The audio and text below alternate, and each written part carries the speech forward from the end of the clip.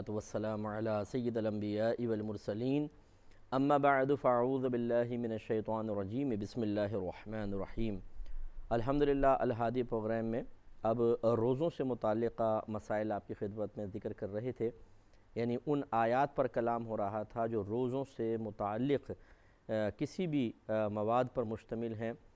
مثال کے طور پر جیسے پچھلی مرتبہ پچھلے پروگرام میں چاند کے بارے میں جو صحابہ کرام عالم رضوان نے نبی کریم صلی اللہ علیہ وسلم سے کویسچن کیا، تو اللہ تبارک و تعالی نے اپنے حبیب کریم صلی اللہ علیہ وسلم کو یہ ارشاد فرمایا کہ قُلْ هِيَ مَوَاقِيتُ لِلنَّاسِ وَالْحَجِّ، کہ آپ فرما دیجئے کہ یہ علامات ہیں لوگوں کے لیے اور حج کے لیے، یعنی حج کے مہینوں کا تعین کرنا ہو چاند کے ذریعے کریں۔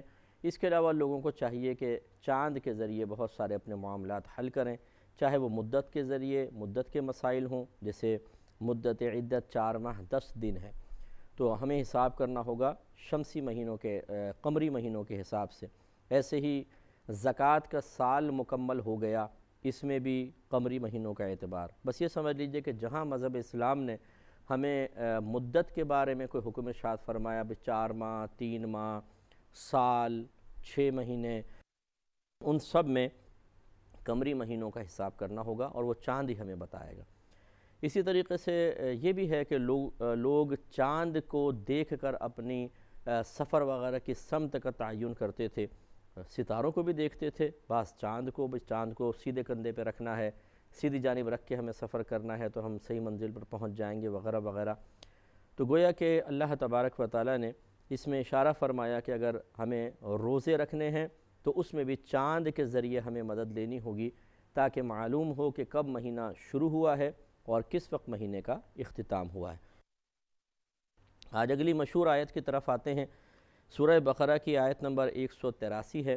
اللہ تبارک و تعالی نے ارشاد فرمایا کہ یا ایھا الذین آمنو، اے ایمان والو، کتب علیکم الصیام، فرض کر دیے گئے ہیں تم پر روزے، کما کتب علی الذین من قبلکم لعلکم تتقون، جیسا کہ ان لوگوں پر فرض کیے گئے تھے جو تم سے پہلے تھے تاکہ تمہیں تقوی حاصل ہو جائے۔ تو ایک تو اللہ تعالیٰ نے اس میں روزوں کی فرضیت کو ذکر فرمایا، کیونکہ الصیام ویسے تو معنی ہے روزے، لیکن بالاتفاق علماء اسلام یہاں روزوں سے مراد رمضان کے روزے ہیں، کیونکہ ان کے علاوہ اور کوئی روزے فرض نہیں ہیں۔ اب پہلے کہتے ہیں کہ جب سرکار ہجرت فرما کر مدینہ منورہ تشریف لائے تو 10 محرم الحرام کا روزہ رکھنا فرض قرار دے دیا گیا تھا، وہ رکھنا لازم تھا، لیکن جب یہ آیت نازل ہوئی تو اس کی فرضیت منسوخ ہو گئی۔ اب وہ مستحب ہے کہ 10 محرم الحرام کا آپ روزہ رکھ لیں، لیکن فرض نہ رہا، فرضیت ان کی ہو گئی۔ تو رمضان کے روزے فرض ہیں بالاتفاق علماء اسلام، لہٰذا رمضان کے روزے ہی رکھنے ہوں گے۔ اس سے عوام الناس کو ایک سبق حاصل کرنا چاہیے کہ قرآن پاک کی آیات کی تشریح وہ اپنی طرف سے کبھی بھی نہ کریں، کیونکہ اس میں کہیں روزوں کا ذکر، رمضان کا ذکر نہیں ہے۔ دیکھیے، اے ایمان والو، فرض کر دیے گئے تم پہ روزے جیسے تم سے پہلے والوں پر فرض کیے گئے تھے تاکہ تم پرہیزگار ہو جاؤ۔ کہاں ہے رمضان کا ذکر؟ تو اب یہ نہیں ہے کہ عوام الناس کھڑی ہو کے بحث شروع کر دے علماء سے کہ رمضان کا ذکر تو نہیں ہے، اس کا مطلب ہے روزے فرض ہیں، بس رمضان کے ضروری نہیں ہے۔ تو سوال یہ پیدا ہوگا، اچھا چلیں پھر وہ آپ بتائیں کون سے روزے فرض ہیں، کوئی نہ کوئی تو کرنے پڑیں گے، کون سے ہیں؟ تو لہٰذا بعض اوقات ایسا ہوتا ہے کہ آیت مجمل ہوتی ہے، اس میں تفصیل نہیں ہوتی، لیکن جب آپ احادیث کریمہ اسی موضوع سے متعلق اس کے ساتھ ملاتے ہیں یا صحابہ کرام کے اقوال کا مطالعہ کرتے ہیں تو پھر آپ کے سامنے بات کلیئر ہو کر آ جاتی ہے کہ یہاں مراد کیا ہے۔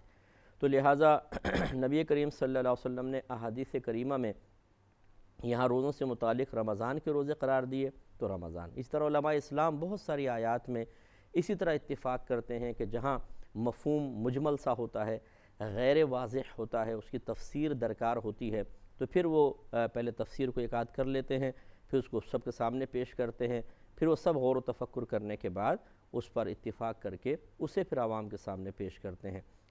تو اللہ تعالیٰ نے فرمایا کہ اے ایمان والو، مخاطب ایمان والے ہیں، جس سے ظاہر ہوتا ہے کہ عبادات کفار پر لازم نہیں ہوتی، بلکہ یہ اس کا مکلف اللہ تعالیٰ نے صاحب ایمان کو بنایا ہے، مسلمانوں کو بنایا ہے، مومنین مومنات اس کی مکلفہ ہیں۔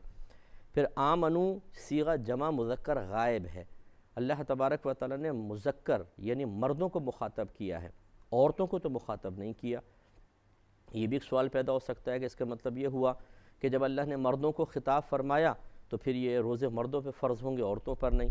لیکن یہ قاعدہ شرعیہ ہے، نبی کریم صلی اللہ علیہ وسلم نے ہمیں واضح طور پہ یہ بات سمجھا دی ہے کہ اکثر قرآن پاک میں احکام مردوں کے بارے میں نازل ہوئے ہیں، یعنی مخاطب مردوں کو کیا گیا ہے، یوں کہنا چاہیے مخاطب مردوں کو کیا گیا ہے۔ لیکن چونکہ اکثر مرد غالب ہوتے ہیں عورتوں پر، تو جب اب غالب کو حکم دے دیا جائے تو مغلوب خود بخود اس حکم میں داخل ہوتا ہے، لہٰذا خواتین بھی روزے رکھیں گی، ان پر بھی روزے فرض ہیں۔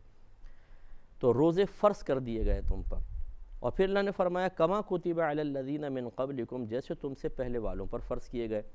یہ پہلے والوں کا ذکر اس لیے کر دیا گیا کہ اگر صرف اتنا ہوتا کہ تم پر روزے فرض کیے گئے تو طلوع فجر سے لے کر غروب آفتاب تک روزے کی نیت کے ساتھ کھانے پینے اور جسمانی تعلق سے رک جانے کا نام روزہ ہوتا ہے۔ تو یہ ہو سکتا ہے کہ اس امت کے بعض لوگوں کے دل میں یوں آتا کہ یار ہمیں بڑی مشقت پہ مبتلا کیا گیا ہے، بہت سخت ہمارے لیے آزمائش رکھی گئی ہے۔ تو اللہ تعالیٰ نے سمجھا دیا کہ یہ آزمائش فقط تمہارے لیے نہیں ہے، بلکہ تم سے پہلے لوگوں کو بھی اللہ تبارک و تعالیٰ نے اسی طرح کی بھوک برداشت کرنے والی عبادات کے ذریعے آزمایا ہے۔ اور جب آزمائش عام ہو جاتی ہے تو آسان ہو جاتی ہے، ہلکی ہو جاتی ہے۔ جیسے مثال کے طور پہ ایک مارکیٹ میں 50 دکانیں ہیں اور صرف آپ ہی کی دکان جلے، کسی کی نہ جلے، تو آپ کو بہت زیادہ دکھ ہوگا کہ سب کی دکانیں بھری ہوئی ہیں سامان سے، سب خوش و خرم بیٹھے ہیں، آپ کی جل گئی۔ لیکن اگر سب کی ہی جل جائے، پوری کی پوری مارکیٹ جل جائے، اور کوئی بیچارہ یہاں افسوس کر رہا ہے، کوئی وہاں رو رہا ہے، کوئی وہاں پریشان ہے، تو پھر آپ کو اپنی مشکل تھوڑی مصیبت آسان محسوس ہوگی، کیونکہ جب مصیبت عام ہوتی ہے تو انسان دوسروں کو دیکھ کر بھی حوصلہ پاتا ہے، اور وہ سب کو چونکہ اپنے برابر ہی تصور کرتا ہے اس نقصان میں، تو مصیبت ہلکی محسوس ہوتی ہے۔ اس کے برعکس اگر صرف ہمیں نقصان ہو، دوسروں کو نہ ہو، تو وہ زیادہ بہت بڑی مصیبت محسوس ہوتی ہے۔ تو یہ حکمت الہیہ ہے اس میں کہ اللہ تبارک و تعالیٰ نے پچھلی قوموں کا تذکرہ کر کے ہمیں گویا کہ تسلی دی ہے کہ یہ آزمائش، یہ مشقت صرف آپ ہی کے لیے نہیں ہے، پچھلی قوموں کو بھی اس میں مبتلا کیا گیا ہے۔ جب ہم یہ سنیں گے اور یہ پوری بات ہم سمجھ لیں گے تو پھر ہمارے لیے تھوڑا سا نفس کے لیے اس مشقت کو برداشت کرنا آسان ہو جائے گا۔ لعلکم تتقون، اس سے اشارہ کیا اللہ تعالیٰ نے روزوں کے فوائد کے بارے میں، کہ روزے جو تم پر فرض کیے گئے ہیں، کوئی اس کا اللہ تعالیٰ کی ذات کو فائدہ نہیں ہے کہ اس لیے تم بھوکے پیاسے رہو گے تو اللہ تعالیٰ کو کوئی معاذ اللہ سکون ملے گا، کوئی اس کے اور کوئی اس کو فائدہ۔ اللہ تعالیٰ کی ذات بے نیاز ہے۔ سمجھایا یہی ہے کہ چونکہ پورے سال آپ کھاتے پیتے رہتے ہیں اور خوب بلکہ کھاتے ہیں، اور جو اللہ نے بھوک میں فوائد رکھے ہیں ان فوائد کو اکثر لوگ حاصل کرنے کے لیے ذہنی، قلبی، عملی طور پہ تیار نہیں ہوتے ہیں، تو پھر صحتیں خراب ہوتی ہیں، باڈی کا جتنا بھی فنکشن ہے وہ ڈسٹرب رہتا ہے۔ لہٰذا اللہ تعالیٰ نے گویا کہ ہمیں سمجھایا کہ تھوڑے عرصے کچھ باڈی کو ریلیف بھی دیا جائے، اس کو سکون دیا جائے، تو اس کا فائدہ پھر تمہاری ذات کو ہی ہوگا، اللہ تعالیٰ کو نہیں ہوگا۔ تو لہٰذا اس کا ایک میڈیکلی طور پہ فائدہ تو یہ ہے کہ انسان فٹ ہو جاتا ہے، جب سارا دن بھوکا پیاسا رہتا ہے تو جسم کو ذرا سکون ملتا ہے، آرام ملتا ہے، جو جسم میں فاسد مادے ہوتے ہیں ان کو ختم کرنے میں باڈی کو آسانی محسوس ہوتی ہے۔ اور اس کے بعد ایک روحانی فائدہ یہ حاصل ہوتا ہے کہ بھوک سے شیطان تو ویسے رمضان میں بند ہوتا ہے، اگر حدیثوں کے ظاہر کو لے لیا جائے کہ نبی کریم صلی اللہ علیہ وسلم نے فرمایا کہ جب رمضان آتا ہے تو تمام شیاطین کو زنجیروں میں جکڑ کر بند کر دیا جاتا ہے، جہنم میں ڈال دیا جاتا ہے، تو پوری امت گویا کہ شیطانی اثرات سے پاک و صاف ہو جاتی ہے۔ لیکن ایک اور بڑا شیطان ہے جو ہمارے اندر بیٹھا ہوا ہے، جس کو نفس کہا جاتا ہے، وہ تو نہیں ہوتا۔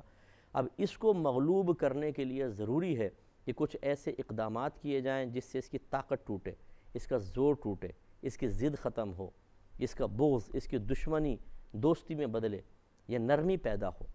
تو اس کے لیے طریقہ کار پھر یہی ہے کہ انسان اس کو بھوکا رکھے اور عبادات کا بھاری بوجھ ڈال دے۔ جیسے کہ علماء نے فرمایا کہ نفس کی مثال ایک سرکش گھوڑے کی طرح ہے۔